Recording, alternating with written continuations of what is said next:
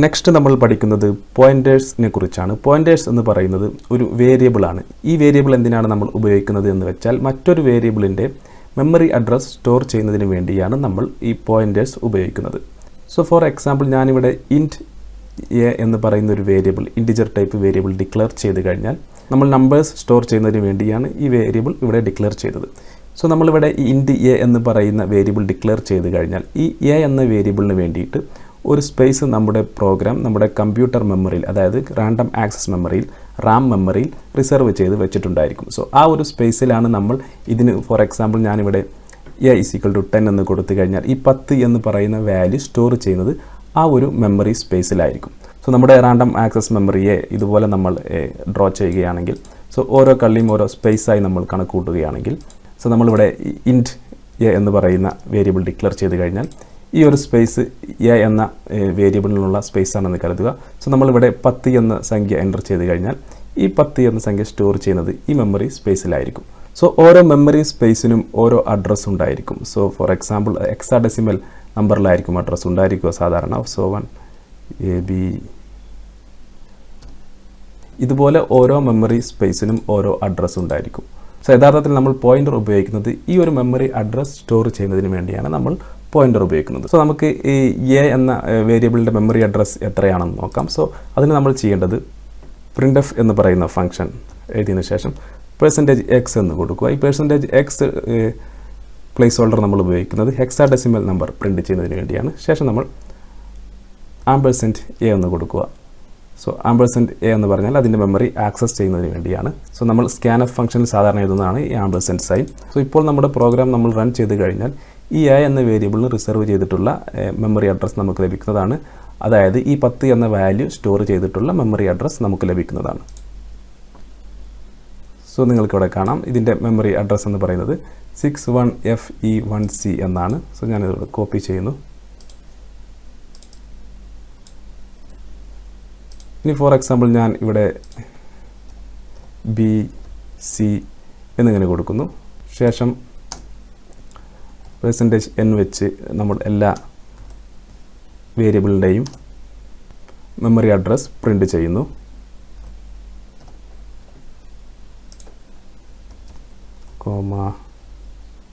%B, %C. So നമ്മൾ program run ചെയ്ത് കഴിഞ്ഞാൽ നമ്മുടെ മെമ്മറി അഡ്രസ് നമുക്കിവിടെ ലഭിക്കുന്നതാണ്. സോ നമുക്കിത് ഓരോന്നും കോപ്പി ചെയ്യാം.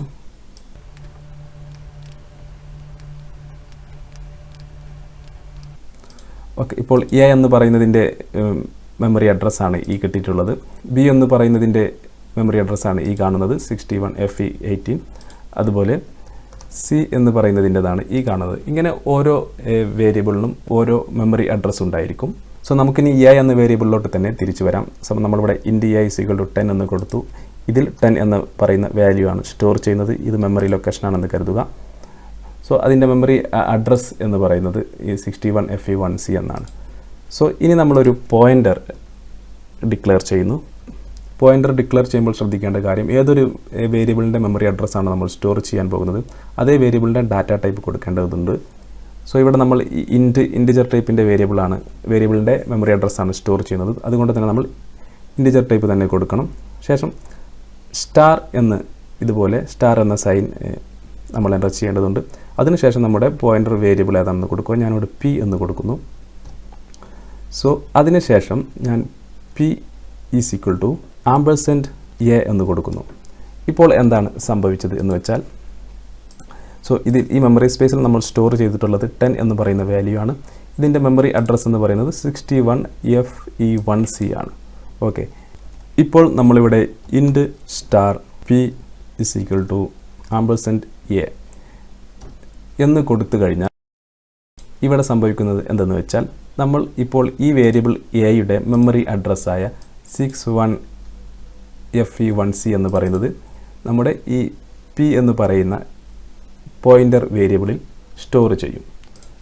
സോ ഇതിന് വേണ്ടിയിട്ടാണ് നമ്മൾ പോയിൻ്റർ ഉപയോഗിക്കുന്നത്. നമ്മൾ സാധാരണ വേരിയബിൾ ഉപയോഗിക്കുന്നത് നമ്മുടെ വാല്യൂസ് സ്റ്റോർ ചെയ്യുന്നതിന് വേണ്ടിയാണ്. പക്ഷേ പോയിൻ്റർ വേരിയബിൾ ഉപയോഗിക്കുന്നത് നമ്മൾ ഡിക്ലെയർ ചെയ്ത വേരിയബിളിൻ്റെ മെമ്മറി അഡ്രസ് സ്റ്റോർ ചെയ്യുന്നതിനാണ്. സോ നിങ്ങൾക്കത് മനസ്സിലായി എന്ന് കരുതുന്നു. ഇനി നമുക്ക് പ്രോഗ്രാമിലോട്ട് വരാം.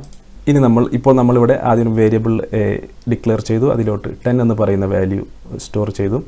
ശേഷം നമ്മളൊരു integer type pointer variable declare ചെയ്തു. ആ പോയിൻ്റർ വേരിയബിളിലോട്ട് നമ്മൾ ഈ വേരിയബിളിൻ്റെ മെമ്മറി അഡ്രസ് സ്റ്റോർ ചെയ്തു. സോ നമുക്കിനി പ്രിൻ്റ് ചെയ്ത് നോക്കാം. പ്രിൻ്റ് ഓഫ്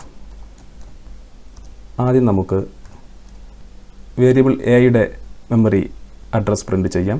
ശേഷം നമുക്ക് പോയിൻ്റർ വേരിയബിളിൻ്റെ വാല്യൂ പ്രിൻ്റ് ചെയ്ത് നോക്കാം. സോ രണ്ടും നമുക്ക് സെയിം ആവേണ്ടതുണ്ട്. സോ നമുക്ക് റൺ ചെയ്ത് കഴിഞ്ഞാൽ ആദ്യം നമ്മൾ പ്രിൻ്റ് ചെയ്തത് എ എന്ന വേരിയബിളിൻ്റെ മെമ്മറി അഡ്രസ്സാണ്. അത് നമുക്ക് 61FE14 എന്ന് കിട്ടി. പിന്നെ നമ്മൾ റൺ ചെയ്തത് പി എന്ന പോയിൻ്റർ വേരിയബിളിൻ്റെ വാല്യൂ ആണ്. അതും നമുക്ക് 61FE14 ആണ്. സോ ഇവിടെ സംഭവിച്ചത് നമ്മൾ ഈ ഒരു ഇക്വേഷൻ ഉപയോഗിച്ച് P = A എന്ന ഇക്വേഷൻ ഉപയോഗിച്ച് ഈ എ എന്ന വേരിയബിളിൻ്റെ മെമ്മറി അഡ്രസ് പിയിലോട്ട് സ്റ്റോർ ചെയ്തു. ഇതുപോലെ മെമ്മറി അഡ്രസ് സ്റ്റോർ ചെയ്യുന്നതിന് വേണ്ടിയാണ് നമ്മൾ ഈ പോയിൻ്റർ വേരിയബിൾ ഉപയോഗിക്കുന്നത്. ഇതുപോലെ മെമ്മറി അഡ്രസ് ആക്സസ് ചെയ്യുന്നതിലൂടെ മറ്റു വേരിയബിൾസിൻ്റെ വാല്യൂ നമുക്ക് ആക്സസ് ചെയ്യാൻ കഴിയും. ഫോർ എക്സാമ്പിൾ നമുക്ക് ഈ 10 എന്ന വാല്യൂ പോയിൻ്റർ വേരിയബിൾ ഉപയോഗിച്ച് ആക്സസ് ചെയ്ത് നോക്കാം. സോ നമ്മളിവിടെ print of %n%d, $p. So നമ്മൾ റൺ ചെയ്ത് കഴിഞ്ഞാൽ നമുക്ക് ആദ്യം നമ്മൾ രണ്ടിൻ്റെയും മെമ്മറി അഡ്രസ്സാണ് പ്രിൻ്റ് ചെയ്തത്. അതിനുശേഷം നമ്മൾ ഈ പോയിൻ്റർ വേരിയബിളിൻ്റെ വാല്യൂ ഇതുപോലെ പ്രിൻ്റ് ചെയ്തു. അപ്പോൾ നമുക്കിവിടെ എ എന്ന് പറയുന്ന വേരിയബിളിൻ്റെ വാല്യൂ ആയ 10 നമുക്കിവിടെ ലഭിച്ചു. സോ നമുക്ക് പോയിൻ്റർ വേരിയബിൾ ഉപയോഗിച്ച് മറ്റൊരു വേരിയബിളിൻ്റെ മെമ്മറി അഡ്രസ് സ്റ്റോർ ചെയ്യുന്നതിലൂടെ ആ വേരിയബിളിൻ്റെ വാല്യൂ ആക്സസ് ചെയ്യാൻ കഴിയുന്നതാണ്. സോ നമുക്കിവിടെ ഒരു ചെറിയ കാൽക്കുലേഷൻ ചെയ്ത് നോക്കാം. So integer A, B, C 3 variable നമ്മൾ ഡിക്ലെയർ ചെയ്തു. ശേഷം നമ്മൾ 3 പോയിൻറ്റേഴ്സും ഡിക്ലെയർ ചെയ്തു. Pointer x, pointer y, pointer z. ശേഷം നമ്മൾ x is equal to $a, y is equal to $b and z is equal to $c എന്നിങ്ങനെ 3 വേരിയബിളുടെയും മെമ്മറി അഡ്രസ് നമ്മൾ pointer വേരിയബിളിലോട്ട് store ചെയ്തു. ഇനി നമുക്ക് $z പോയിൻ്റർ ഉപയോഗിച്ച് നമുക്ക് കാൽക്കുലേഷൻ ചെയ്യാം. $z is equal to $x plus $y. So ഇപ്പോൾ നമ്മൾ കാൽക്കുലേഷനും ചെയ്ത് കഴിഞ്ഞു. സോ നമുക്കിനി ഇവിടെ വാല്യൂ നമ്മൾ ABCയുടെ വാല്യൂ കൊടുത്തില്ലായിരുന്നു. So A is equal to നമുക്ക് 10 കൊടുക്കാം, അതുപോലെ B is equal to 20 കൊടുക്കാം. സോ നമുക്കിവിടെ പ്രിൻ്റ് ഓഫ് ഉപയോഗിച്ച് %d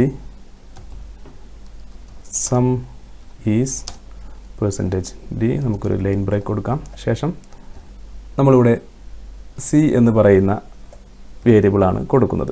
സോ സിയിൽ നമുക്ക് ആക്ച്വലി ഈ 30 എന്ന് പറയുന്ന വാല്യൂ ഉണ്ടായിരിക്കണം. സോ നമുക്ക് റൺ ചെയ്ത് നോക്കാം. സോ നിങ്ങൾക്ക് ഇവിടെ കാണാം സം ഈസ് 30 എന്ന് നിങ്ങൾക്ക് കാണാം. സോ നമ്മളിവിടെ ചെയ്തത് 3 ഇൻറ്റിജർ വേരിയബിൾ ഡിക്ലെയർ ചെയ്തു.